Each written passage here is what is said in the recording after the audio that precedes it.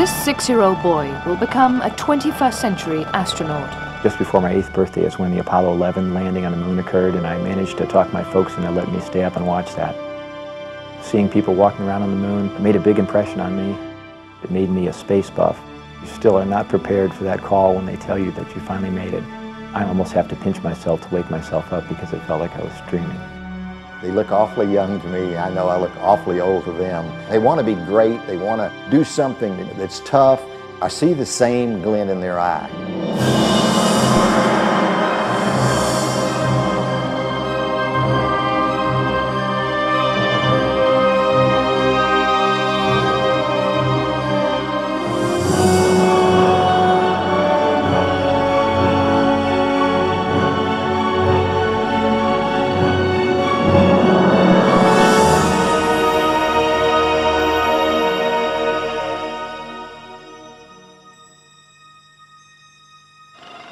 Miami Coast Guard Station, Florida. Dan Burbank is on a post-mission tour, having recently returned from his first mission into space. He's only the second Coast Guard officer to make the grade as an astronaut.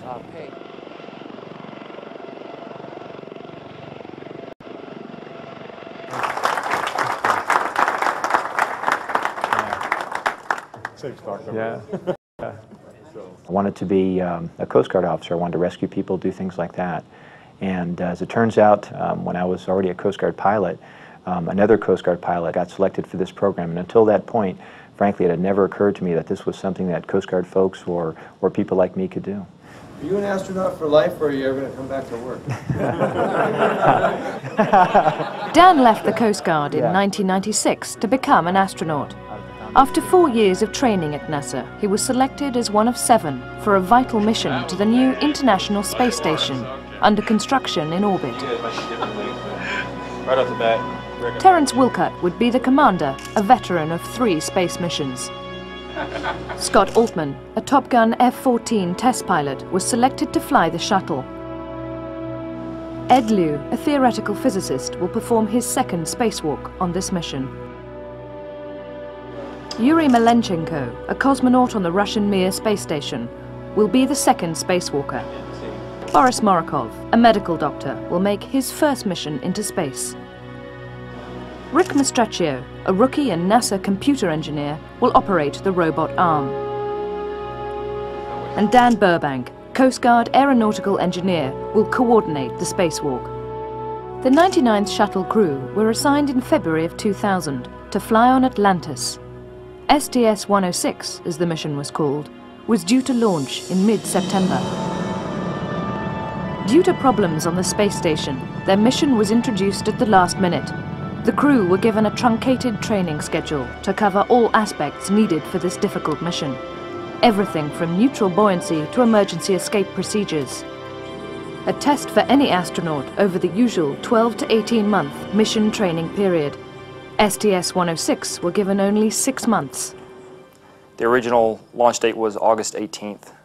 And so that gave me 28 weeks to build a plan and get the crew trained, which included 2 rookies and 2 Russians. They slipped the launch 3 weeks, so I had 31 weeks to turn them around.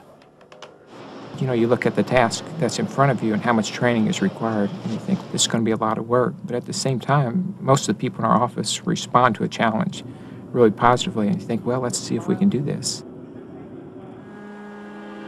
With 8 launches a year, the shuttles are being turned around faster than ever before in their history. Taking no less than 6 months, it will be a race against the clock to prepare their shuttle in time for the launch to the International Space Station in early September. There are only 4 shuttles, and each one must be rolled out to the launch pad twice a year. The construction of the International Space Station has increased the pressure on launches. In a processing building nearby, the latest sections of the International Space Station are still being tested and prepared. This joint NASA venture with 16 countries is the biggest project since the Apollo missions. The station will take the next 5 years to build, as each section is launched and assembled in space by the astronauts. It will be as big as a football field and visible to the naked eye from Earth. The International Space Station will be a permanent scientific laboratory for the next 10 to 15 years, and maybe beyond.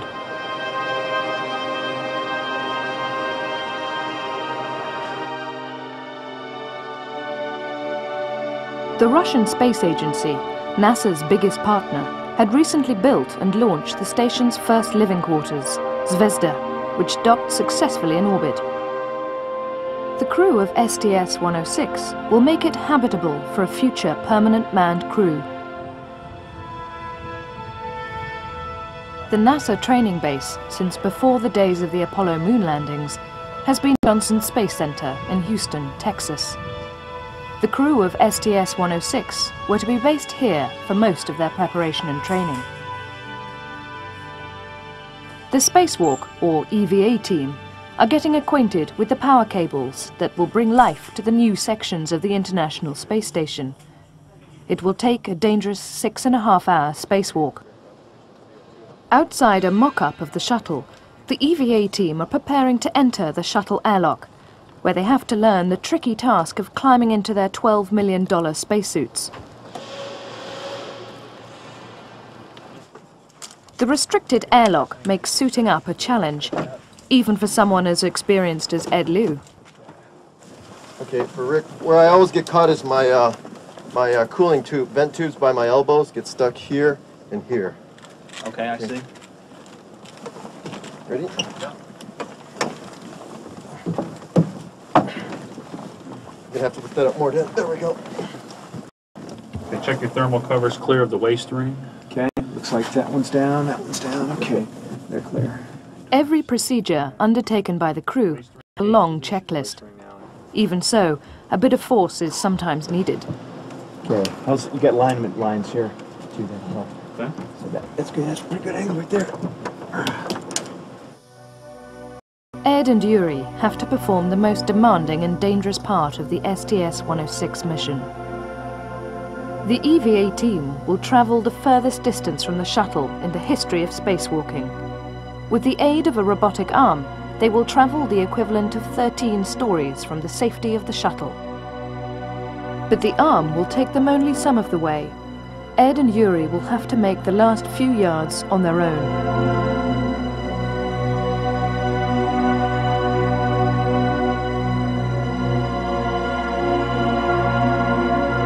There is no one single facility that we can go to that we can do all the activities associated with the EVA from beginning to end, from airlock egress throughout the entire EVA, ending with the airlock ingress. So what we have to do is train here for the initial part of that and for the final part of that, and then do the specific tasks, the training for the connection of the cables, for example, or some of the other things. We have to do that over in Russia. 60 miles outside Moscow lies Star City, the home of the Russian space program. Here they built the living quarters for the International Space Station.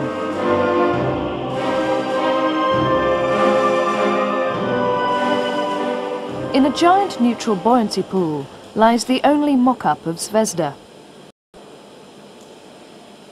Over a 3-week period, the EVA crew will have to overcome language and cultural differences to simulate the main part of their mission in the Russian hydro pool.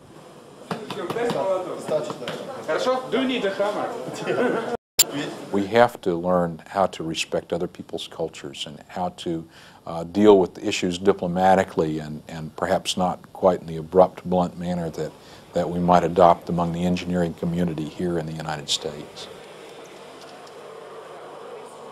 But it's not a bad thing. Obviously, it gives our cosmonauts a chance to go home and train with their folks, but too, it exposes us more to their culture, their training techniques, and therefore learn something about how they'll probably respond or what they expect on their EVA.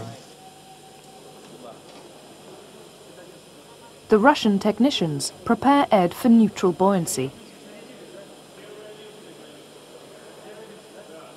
The spacesuit is incredibly cumbersome on land.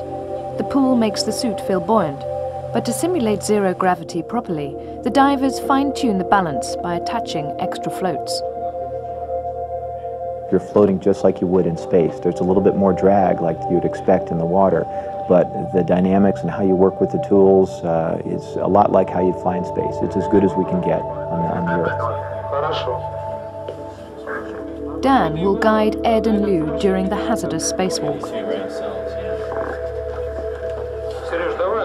When you're in the suit, you have good visibility in general through the visor, but beyond, peripheral vision is very, very bad.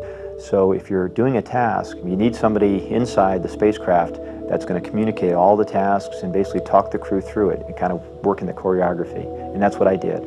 Ed, we're being told to the circular handrails for that right one. That's probably not the most convenient. That's not very close at all. There's got to be a better tether point out here. There's always the risk of floating away from the station during a spacewalk.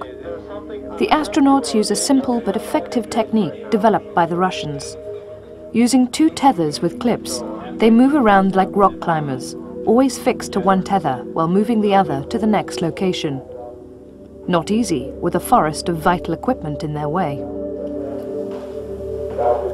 And then Yuri can basically get the bundle ready to go to your left, give it a push so you can reach it easy with your left hand, then you can pull it around like he did with his bundle over there. That's a two-handed operation.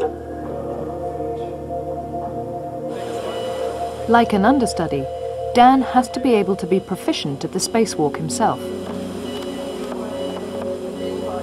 If somebody got sick or there was some problem with the suit and we weren't able to swap components of the spacesuit, then I could step in and do it because I trained all those tasks. Say cheese, Dan. The 3 weeks of training in Russia is deemed a success. Not too many years ago, we never even dreamed of working with a cosmonaut. Now I've got 2 of them on my crew, and I've got an American and a cosmonaut doing an EVA together. It's pleasant to see where we've come in such a few short years.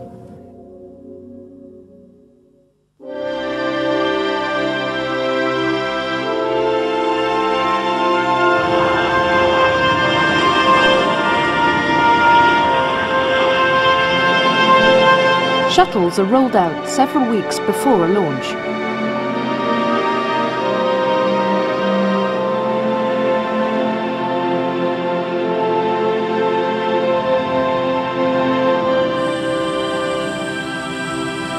The crew of STS-106 have flown to Florida Launch Control Base to practice for the terminal countdown demonstration test. The TCDT is a dress rehearsal for the launch.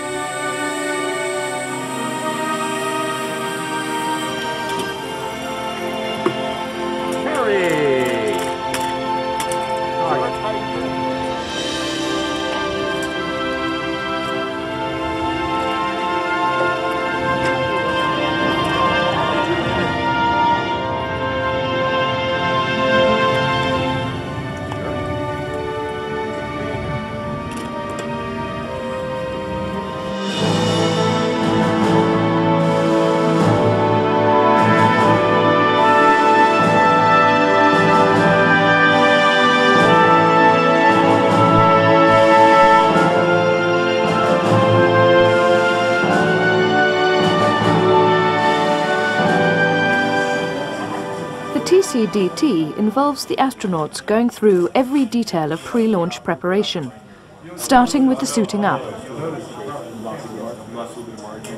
Now it's just a pressure check, right? These suits are pressurized to protect the astronauts during the extreme changes of atmosphere during the ascent into space. Rolling the shuttle out weeks before the launch not only allows the technicians time to make detailed checks, but enables the crew to become familiar with the launch pad procedures. Having worked with simulators and replicas for months, this is the first time that the crew have been next to Atlantis. The technicians who assist them on the day of the launch will take them through every small detail.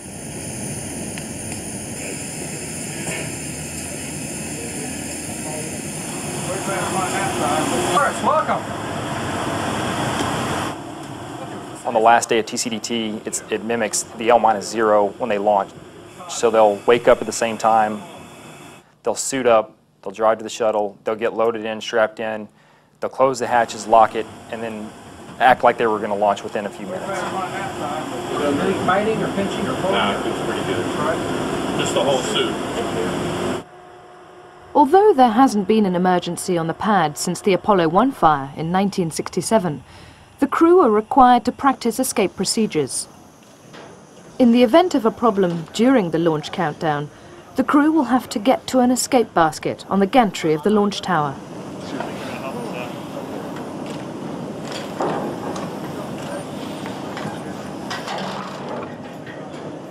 Although they let the basket descend unmanned rather than risking getting injured.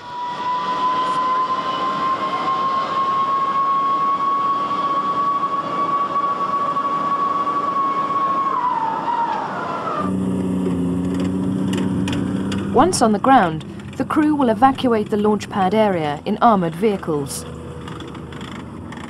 Any explosion on the pad could devastate the surrounding area. The closest that any personnel get to the shuttle on the day of the launch is 3 miles.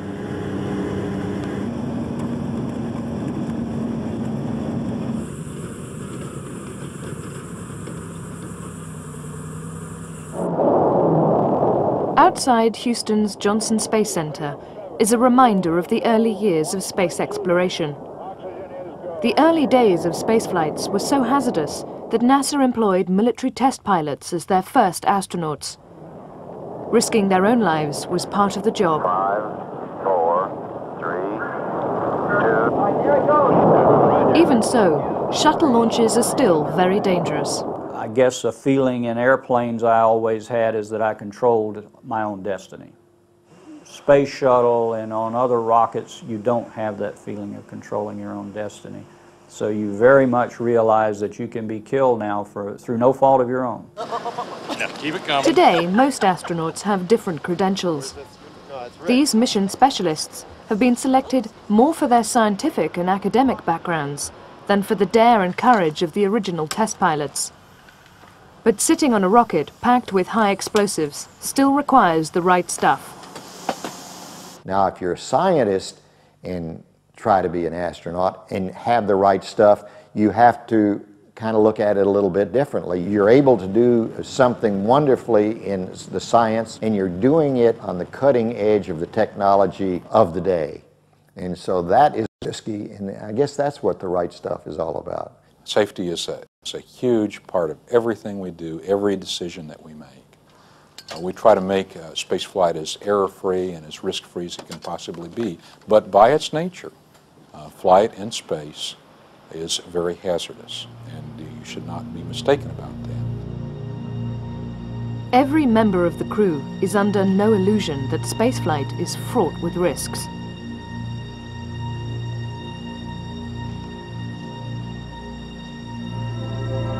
Apart from the risk of the launch, docking the 450-ton shuttle to the space station, both traveling at 18,000 miles per hour, is also dangerous. It's now only a few weeks to the launch, and the crew are fine-tuning their docking skills in the $100 million shuttle simulator. Failures are thrown in to test their ability to cope with the unexpected. We've lost one jet firing in each direction off the forward manifold 2, and IMU 2. Okay, I think we lost docking system power 1 also.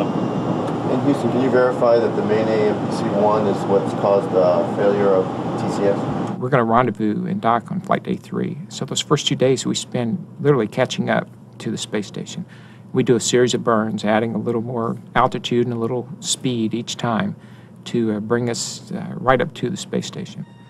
We'll come up from below, then about 500 feet below it, we'll start flying around. And then from the top, we'll close gradually, and we'll slow our closure rate to about an inch every second. It's not a difficult thing, but it is very delicate when you've got space vehicles that weigh 200,000 pounds apiece, and you're going to bump them together, then you have to do that very carefully. 0.11 closure, 14 feet. My particular job is really twofold.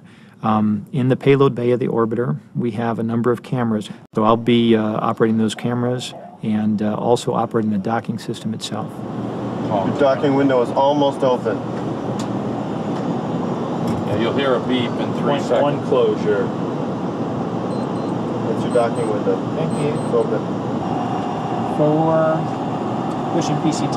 Contact. Looks like we got it. Capture. Houston, Atlantis, we have capture lights. There's no light.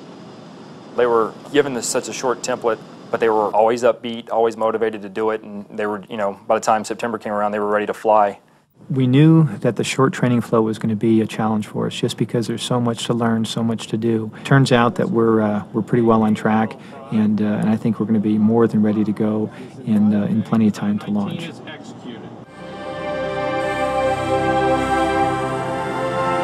The crew have completed their exhaustive 6-month training schedule. They arrive for their final time at the Florida launch pad. But the omens aren't good as they land in a massive electrical storm.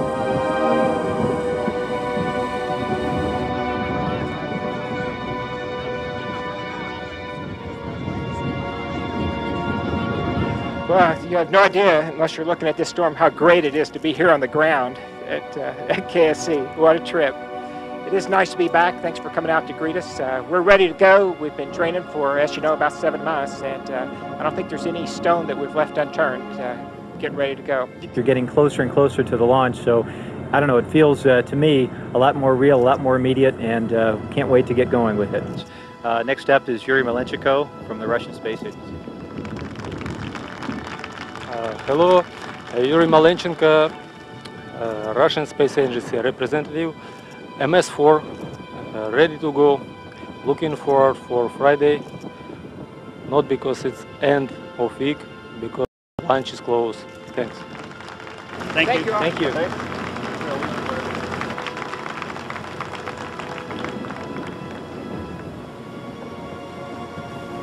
The weather continues to deteriorate over the next 24 hours.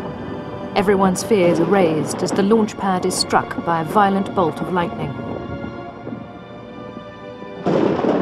There is concern at NASA that Atlantis could have been damaged by the strike. The next morning, the weather clears, and checks by engineers revealed that the launch pad's lightning mast took the brunt of the strike. Fortunately, Atlantis is undamaged and ready for last-minute checks. Such is the complexity of any shuttle launch that any one of 1,000 problems could delay it. It's the eve of the launch, and the world's press assembles for the scheduled takeoff time of 8:45 a.m. the next morning.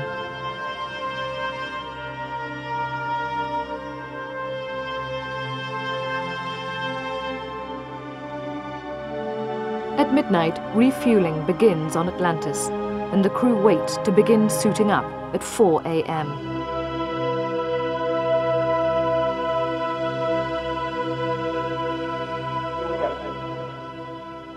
As they begin the last-minute preparation, the crew know that this could be repeated the next night if there are any technical or climate-caused delays to the launch. You do start feeling the immediacy. You feel it's starting to become more and more real. But there's nothing like that very last morning when you get up to go and you're in there working with the suit techs, getting your suit checked out the last time. Everything fits great by then, and you're just checking your watch periodically, and you know you're about a half an hour away from stepping out of quarantine and getting ready to go to the vehicle. I don't know if I would say I felt nervous. I felt excited, very much looking forward to the launch. It's 3 hours until the launch. The world's press wait for the time-honored walkout by the astronauts. The Astrovan will drive out to the launch pad, surrounded by tight security.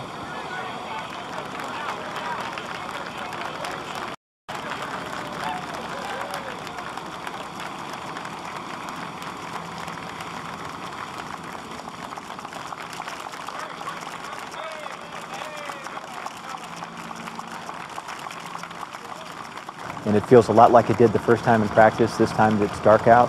This time there's just something in the air that you know that it's real. And of course there's an awful lot of people there taking pictures, so there's no doubt that you're about to go somewhere. 2 hours before takeoff, the crew begin the time-consuming task of strapping into their seats. We basically put 2 people at a time, 2 crew members at a time, and gradually work our way through the entire crew of 7. So it takes about 15 or 20 minutes for each pair of crew members one for the flight deck, one for the mid-deck to get all suited up. And I suppose we probably spent about an hour and a half on our backs, strapped in, basically ready to go. There's some last-minute checks with the orbiter. We close out the hatch, we do some pressure checks, and throughout all of this, we're talking to launch control and mission controls on board as well, making sure the security zone is clear in the launch site, and you're just waiting to hear all the issues one by one get cleared, so you know you're ready to go. Dan, Yuri and Boris strapped into the bottom deck of the shuttle. However, they will miss the spectacular sight of the launch as the deck has no windows. The technicians perform additional last-minute checks. No detail is left to chance. Just before dawn breaks, the astronauts finish strapping in. The weather in Florida at this time of year can change quickly. They are given a 60-40 chance of launching.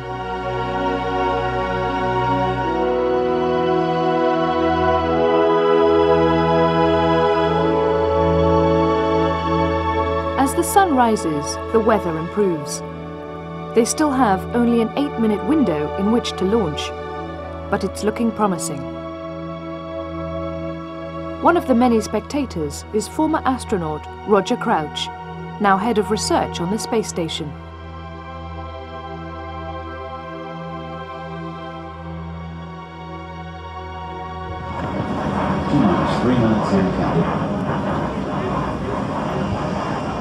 How do you guys read? Loud and clear. DLT loud and clear. MS1 loud and clear. MS2 loud and clear. MS3 loud and clear.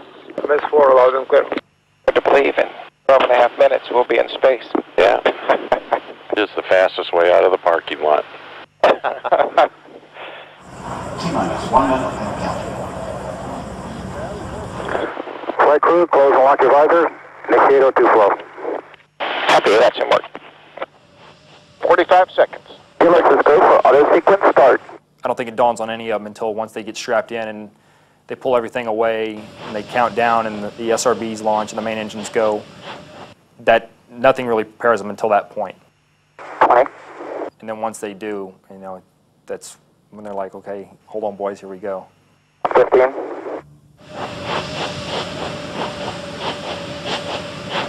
10. Dabbing it. Go after this. The main engine start.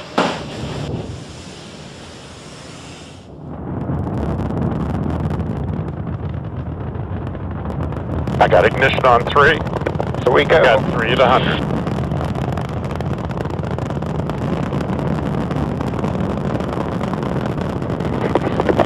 There's 102, 102. Auto.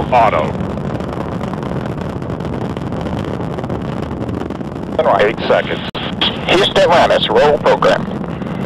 LBO lights on the left. Atlanta, Houston, roger roll. You guys should look out this window. Sorry you can't see it. Wow.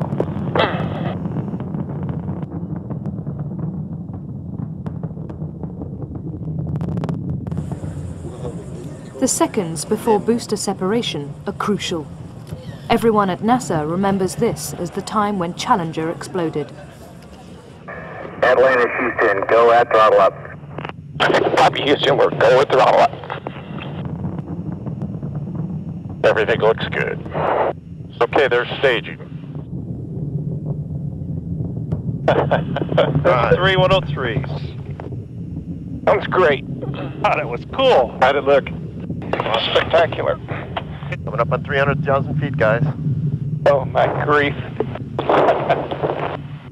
Got a great view? Oh, it's spectacular. This is the first.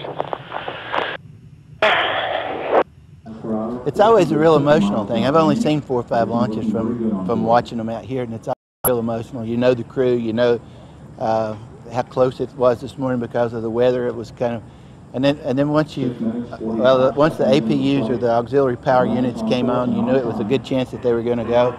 Then once you hear the main engine start, then the solid rockets, and then it took off, and then the sound waves get over here a few seconds later. It just vibrates you a little bit. It's just awesome. It's real emotional for me. I had a little tear in my eye. Every now and then. Atlanta, Houston, negative return. Houston, copy, negative return. If a problem develops now, Atlantis won't be able to return. They will have to land in Europe or Africa on specially prepared landing strips. At 8 minutes they're in orbit, so right now they're probably somewhere close to the west coast of Africa, somewhere like that. But right now they're under 3G, which means 3 times the force of gravity, so all of them weigh about 600 pounds or somewhere in that order. We're at 3 Gs. 1 minute to go. That they're having a little bit of difficulty breathing because it's sort of like people being piled on top of you, and you have to sort of force the air in and out. Hard to get this in the simulator. Like I said, except for the Gs. 30 seconds.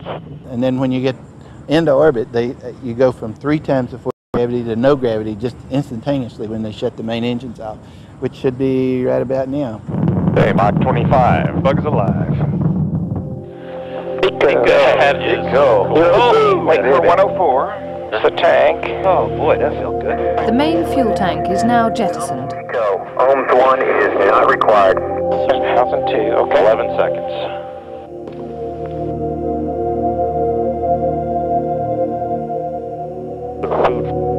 Can't simulate this either, can you? Yep, I need to adjust the seat. There we go. Ah, yes. Now this is really, really cool. That was surreal. Are we really here? As the astronauts look out of their shuttle window, they see the Earth from outside the atmosphere for the first time.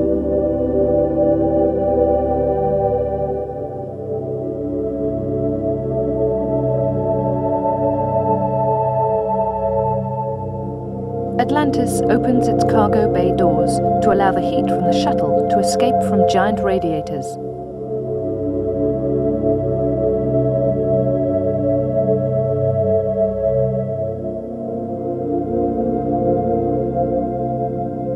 Good morning, Atlantis.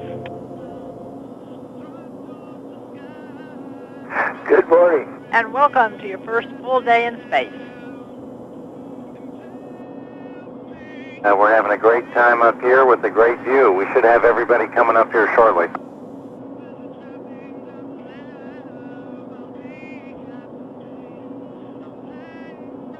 Atlantis Houston, looks like you're all adapting great to the environment up there. Looks busy on the middeck.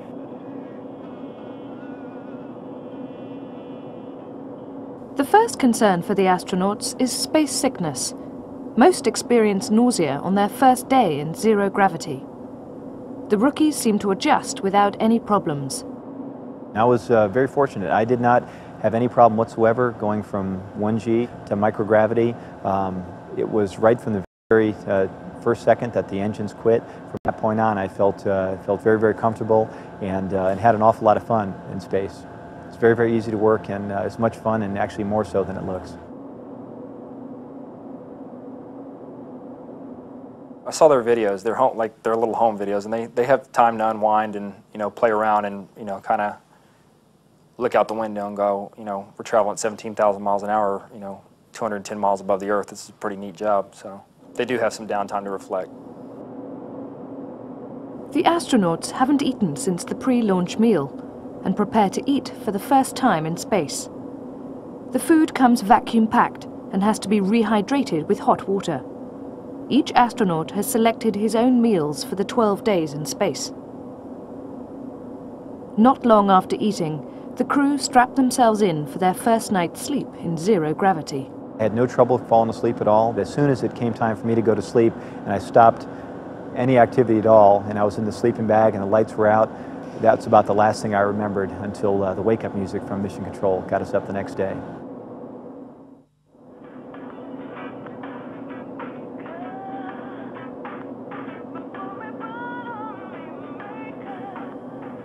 Good morning, Atlantis, and welcome to Rendezvous Day. Good morning, Houston. Looks like a great day. We're looking forward to it. Having spent 2 days traveling to catch up with the space station, it's time to dock. The many hours in the simulator are put to the test as the glare from the sun makes it more difficult. They are traveling at 5 miles per second. Commander Wilcott has to be very careful.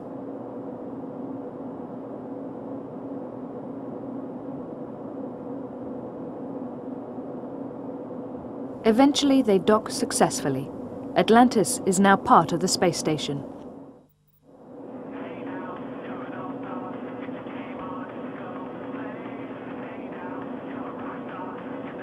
Good morning, Atlantis, and happy EVA Day. Morning, Shannon. We're all ready to go. Looking forward to it. That sounds great.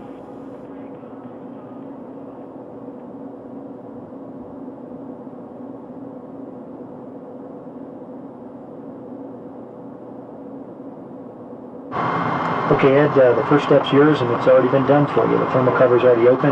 You can go ahead and egress the airlock, and you'll find the arm in position. Okay, you ready for the GCA? Ready. Ed opens the shuttle airlock Okay, for your boats, you're coming out during a day pass, so visors down. and prepares to take his first tentative steps into space. Got a good view of you here, Ed. Alrighty. See the arm right above me? Rick moves the robotic arm towards him. Ed carefully tethers himself to it. Continue.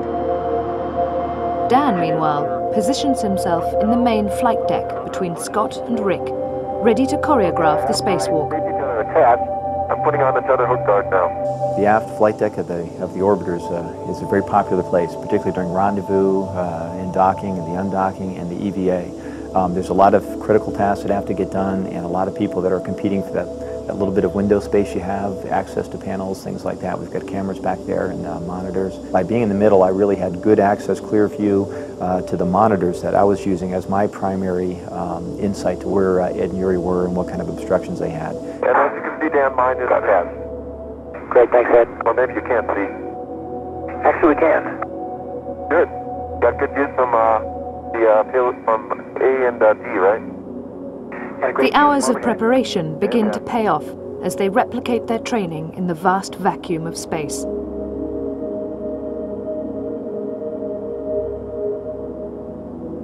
Operating the robotic arm, Rick drags them slowly up the Zvezda module, 130 feet above them. The station is traveling at 18,000 miles an hour. The tranquil scene belies the enormous dangers involved. What do you think, Dan? Lamp too low here? I grab some. They first attach an aerial, which will help the future permanent crew maintain the orbit of the station more easily. Okay, very good. And pull and twist. Working on it now. Maybe we'll even get a picture off. We only have a few minutes left. They're working under extremely difficult conditions. Traveling at the speed they are, the sun sets every 45 minutes. Ed and Yuri are already minutes away from their first dusk. Where are you? It's delayed. Okay, well, Peter got it? Okay, visors up. Thank you. The sunset comes very quickly and throws them all into darkness, which makes the spacewalk even more precarious. For 7 hours, Yuri and Ed work in these perilous conditions, attaching electricity cables to the living quarters of the space station to allow the crew to enter it later on in the mission. Clear the docking targets. Very good. Yuri, how are they connected? Wait, the real service module looks very much like the mock-up at Star City in the Hydro Lab. Very similar. My compliments to those guys who built the mock-up. It's all very familiar. Copy that.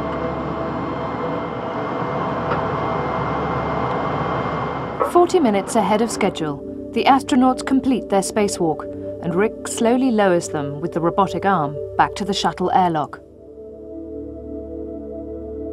I think we're doing quite well on time. Great.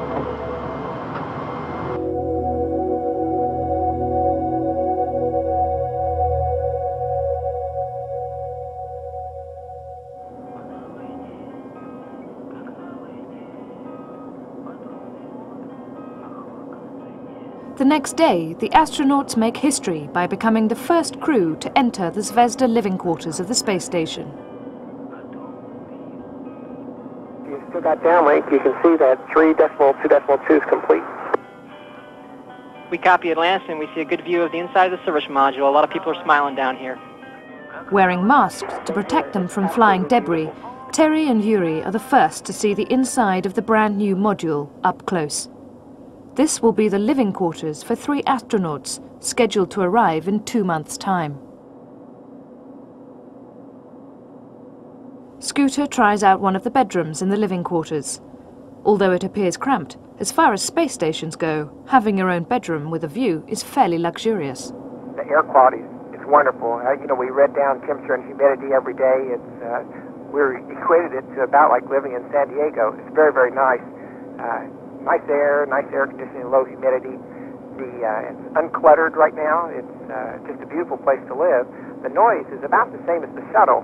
All of us seem to think that. We each took a turn sleeping over there at night, and it's a nice place to sleep. And I think that the crews are going to be very, very happy up there. Over the next few days, the crew prepare the living quarters with all the necessary equipment needed for the future astronauts to live comfortably in space.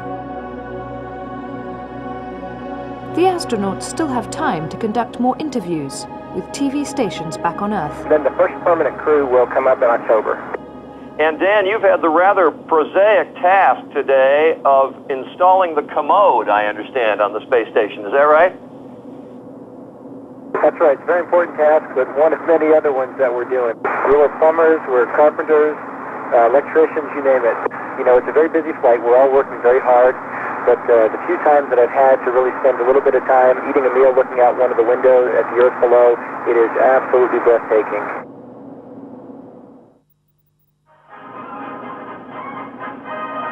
Finally, the astronauts pack stuff away in the living quarters, ready for the first permanent crew.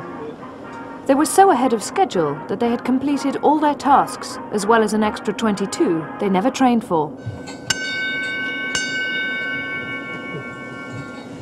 Shuttle crew departing.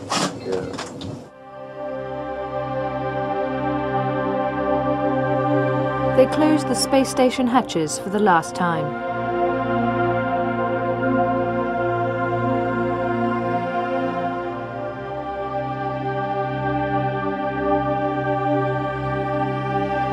Scooter does his last-minute checks before undocking the shuttle from the ISS and returning to Earth.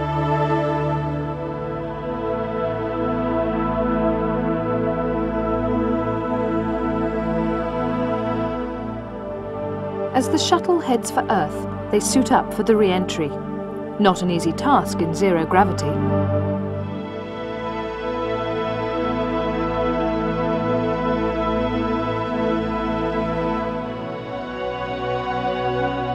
there any chance you can help me get this glove through here? Okay, hang on. See if you can latch it. Okay, I can't see the yellow lines. Oh. If you can line them up, I'll push them. Okay, I see that is done. Outstanding. Thank you very much. You bet. I never did it in zero G before.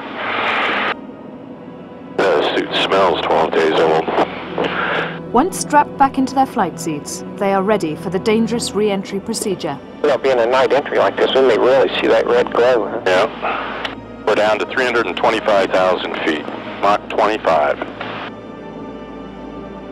Wow, cool, very. Yeah. The intense glow off the heat shields is brighter than the crew expect. Been ready to go on a little. That's starting to glow, isn't it? Yeah, it's starting to get pink. Level. That flash every now and then is us outside, huh? Yeah. Oh, wow. Look at the glow out front. Yeah, I can see that. Like our anti-collision lights are on. Wow, that is bright. I almost hate to imagine what the nose looks like. Scooter, is the actual nose glowing? It must be it. It's pretty bright out the front. Either that or we got an extra forward-looking light nobody told us about. All right, there's the first roll command. 150,000 feet. Hey, the G's starting to come on. We got about a quarter of a G. You might notice that feel it when you move your head around, so take it easy. Yeah, sure do. Mach 23 and a quarter. About a third of a G. That's when it killed the lights in the cockpit. Can we do it? Please.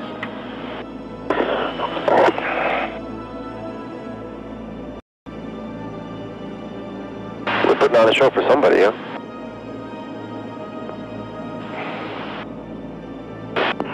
Mach 22. Books start to get a little heavy. Very strange. Mach 19. Okay, and you got your 19 steps. Yep, I think the land of zero G has left us behind.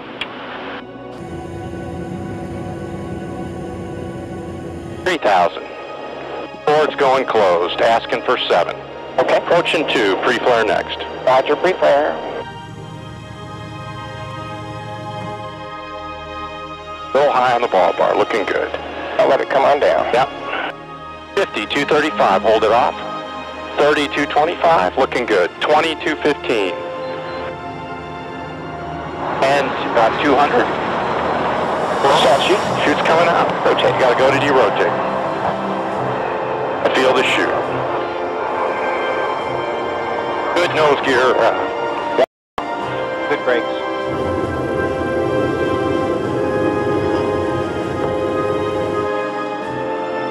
While the astronauts are unsuiting, the engineers begin to check over the shuttle. After a demanding 12 days in space, the crew of STS-106 eventually step back onto Earth.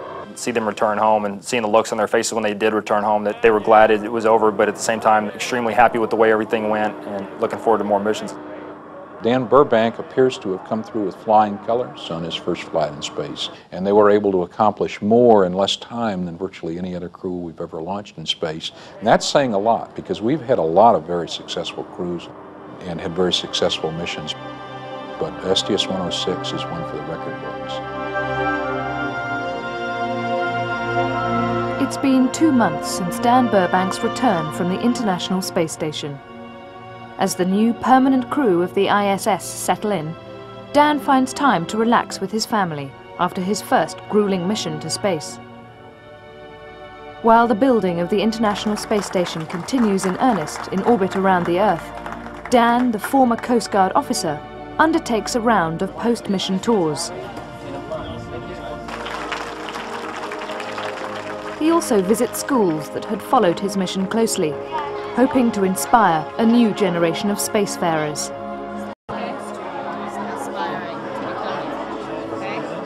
Meanwhile, the second shuttle crew since Dan's mission visit the permanent international crew of 1 American and 2 Russians on the space station, soon to become a regular sight over the next 5 years.